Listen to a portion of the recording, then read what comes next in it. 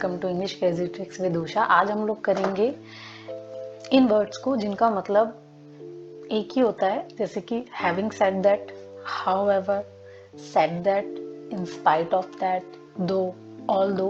इन सब का मतलब मीनिंग एक ही निकलता है कि किसी चीज के बावजूद, यद्यपि, हालांकि, तो भी, मतलब कि फिर भी, तब भी।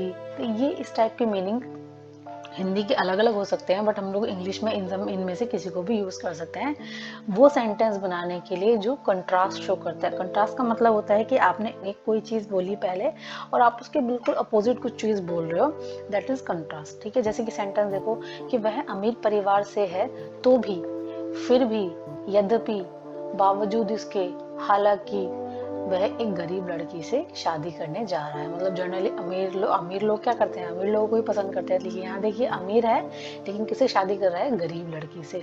तो ये एक कंट्रास्ट है। ठीक है, तो यहाँ पर हम इनमें से किसी को भी यूज कर सकते हैं। आप सेंटेंस के बीच में हैविंग सेड दैट लगाइए, हाउएवर लगाइए, सेड दैट लगाइए, इन स्पाइट ऑफ दैट लगाइए, दो लगाइए, ऑल दो लगाइए, ये सभी एक मीनिंग देंगे।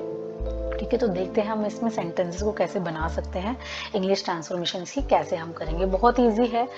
बेसिकली आपको करना क्या है, आपको इनको ऐड कर देना है। ठीक है, ये क्या होती है, ये इनको हम ट्रांजिशनल फ्रेज बोलते हैं। क्या होती हैं ये? ट्रांजिशनल फ्रेज होती हैं। ठीक है, जैसे कि इनका मीनिंग मैंने आपको बता ही दिया, बावजूद इसके, यद्यपि, हालांकि, तो भी, फिर भी, जब भी, तब भी। ठीक है, तो ये कंट्रास्ट शो करते हैं या डिसएग्रीमेंट शो करते हैं कि जो भी आपने 1 मिनट पहले बोला, ठीक है, something which will contrast and disagree with what they said a moment ago. यानी कि आपने कुछ टाइम पहले जो बोला, उसके बाद आप जो भी बोलोगे इन मिनट्स के बाद, वो बिल्कुल कंट्रास्ट होगा उससे, वो बिल्कुल उससे डिसएग्री करेगा। ठीक है, देखिए सेंटेंस, जूही ने कभी भी हमसे सम्मानपूर्वक बात नहीं की, तो भी, तब भी, यद्यपि, हालांकि, ठीक है, फिर भी उसने हमेशा हमारी मदद की जब भी हमें इसकी सबसे ज्यादा जरूरत थी। तो देखिए यहाँ पर आपने कोई बात बोली, ठीक है, कि वो हमसे बिहेव नहीं करती है रिस्पेक्टफुली। ठीक है, और यहाँ पर आप उससे बिल्कुल डिसएग्री बात कर रहे हो, कंट्रास्ट शो कर रहे हो कि भाई उसने कभी बात नहीं की, लेकिन उसने जब भी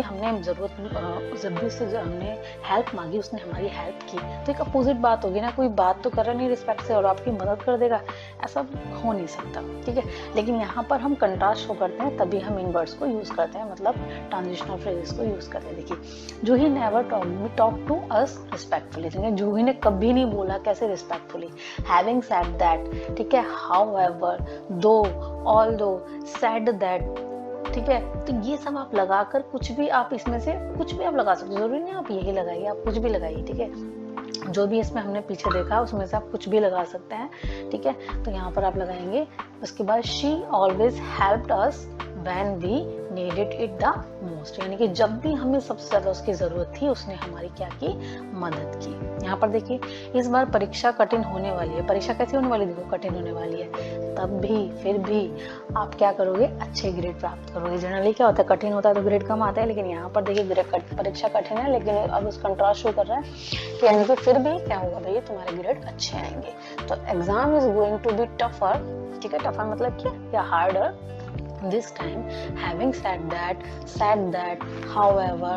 ठीक है, ये सब आप कुछ भी लगाइए जो हमने स्टार्टिंग में पढ़ा है। उसके बाद you can still get good grades, यानी कि आप फिर भी क्या ले सकते हैं, अच्छे ग्रेड प्राप्त कर सकते हैं। आपका प्रदर्शन उल्लेखनीय रहा है तो भी हमें अभी भी लगता है कि आप कुछ क्षेत्रों में बेहतर हो सकते हैं। किसी यहीं पर आप किसी की तारीफ कर रहे हो, ठीक है, कि भाई तुम्हारा जो प्रदर्शन है ना बड़ा ही रिमार्केबल रहा है, लेकिन अभी आप बोल रहे हो कि तब भी हमें लग रहा है ना थोड़ा अभी तुम्हें और ज्यादा इम्प्रूवमेंट करना है। तो ये कंट्रास्ट होता है। Your performance has been remarkable, मतलब बड़ा अच्छी रही है। हैविंग सेड दैट, फिर भी तब भी हमें लगता है कि we still think you can get better, यानी कि आपने जो परफॉर्म किया ना उससे भी बेटर आप हो सकते हो इन सम एरियाज। ठीक है, नेक्स्ट है, आपके पास बहुत सारा पैसा है तो भी, और आप फिर भी आप बहुत सारा साधारण जीवन व्यतीत कर रहे हैं। किसी पास पैसा होता है तो लग्जरी लाइफ जीता है ना, वो लैविश लाइफ जीता है।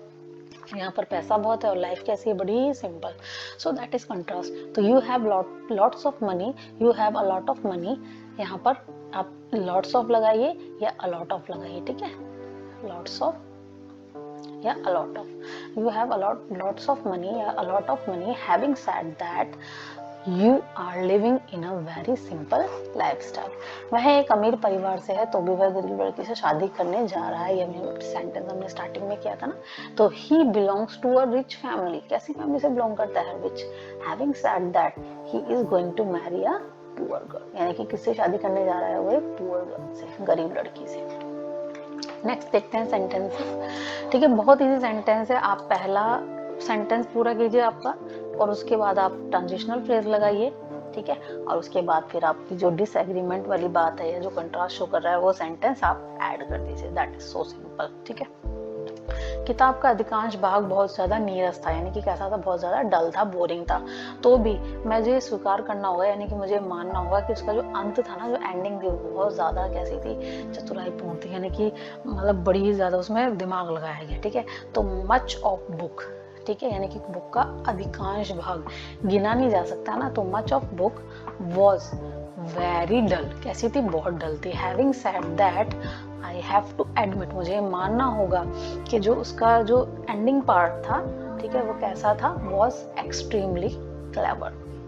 वह हाल में ही अच्छा प्रदर्शन नहीं कर रहा है, तो भी प्रदर्शन अच्छा नहीं कर रहा है तो भी मुझे लगता है कि वह अभी भी हमारी टीम के लिए बड़ी संपत्ति है। देखो, प्रदर्शन अच्छा नहीं लगा तब भी आप उसको मान रहे हो कि he is able to add in your company, he is able to be with you. तो आप ये सब आप बोलते हो, तो ये कंट्रास्ट है। ही hasn't been doing well lately, lately मतलब कि हाल ही में मतलब lately या recently लगा सकते हैं। तो he has not been या hasn't been doing well lately. Having said that, I think he still can be a great asset to our team. asset मतलब कि संपत्ति, यानी कि आपकी टीम के लिए क्या वो बहुत ज़्यादा वो इम्पोर्टेंट है।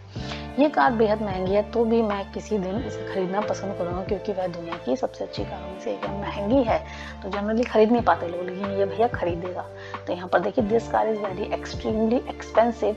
Having said that I would love to buy it someday as it's one of the best cars in the world. लड़की के साथ दुर्व्यवहार करने के लिए जय को बर्खास्त किया जाना चाहिए। एक तरफ तो कह रहे हैं कि जय को जो है क्या करना चाहिए? उसको फायर कर देना चाहिए, मतलब कि बर्खास्त कर देना चाहिए, नौकरी से निकाल देना चाहिए। तो भी मतलब फिर भी क्या है भैया, वो गिरफ्तार नहीं होने का हकदार है, ना पिटने का। बताओ, किसी को नौकरी से निकालेंगे तो ऑब्वियसली गिरफ्तार तो करेंगे, रिपोर्ट तो करेंगे उसने लड़की के साथ दुर्व्यवहार किया है। तो यहाँ पर ये अपोजिट शो करता है। तो जहाँ पर हम सेंटेंस जो आपने पहले बोला और उसको बिल्कुल अपोजिट आप कुछ बोलोगे, तब आपको ये चीजें लगानी है। ठीक है, तो Jay deserves to be fired for abusing a girl. Abuse मतलब कि दुर्व्यवहार करना। Having said that he doesn't deserve to be arrested and beaten. ठीक है, तो ये था हमारा आज का स्ट्रक्चर या बोल दे ट्रांजिशनल फ्रेजेस। ठीक है, तो इनको लगाकर आप सेंटेंसेस वो बना सकते हो इजीली, जो आपका पहले आपने कोई बात बोली और उससे आप बिल्कुल अपोजिट बोले, then you will have to use these transitional phrases. ठीक है, तो I hope you like my video. If you like, please share, subscribe, comment. Thank you.